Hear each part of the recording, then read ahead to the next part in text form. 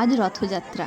পুরাণ মতে জগন্নাথ দেব তার দাদা বলরাম ও বোন সুভদ্রাকে নিয়ে পুরীর জগন্নাথ মন্দির থেকে গুন্ডিচা মন্দির অর্থাৎ তার মাসির বাড়ি যাচ্ছেন বিশাল কাঠের রথে করে।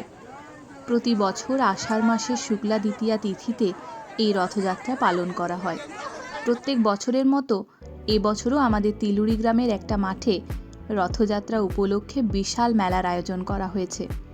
প্রায় 4 বছর পর আমি এবার রথে বাড়িতে এসেছি, তাই মা, কাকিমা, ভাই বোনদের সাথে সন্ধেবেলায় বেরিয়ে পড়লাম রথের মেলা দেখার জন্য। সন্ধ্যা বাড়ার সাথে সাথে মানুষের ভিড়ও ক্রমশ বাড়ছে। তিলুরির আশেপাশের অনেক গ্রাম থেকেও অনেক মানুষ এসেছে এই রথের মেলা দেখার জন্য। গুরু গুরু মেঘের ডাক, চারিদিকে আম, কাঁঠাল, আনারসের গন্ধ, গরম গরম পাঁপড় আর জিলিপি ভাজা, আর রং বেরঙের হাজার রকমের বিভিন্ন রকমের সব খাবারের দোকান, সবে মিলিয়ে এ যেন এক আলাদা অনুভূতি।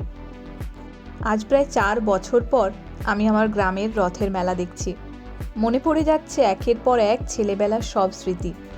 আমার জীবনের সব থেকে সুন্দর সুন্দর মুহূর্ত কাটিয়েছি আমি এই গ্রামে, আমার ছেলেবেলার বন্ধু, আমার সব কাছের মানুষদের সাথে।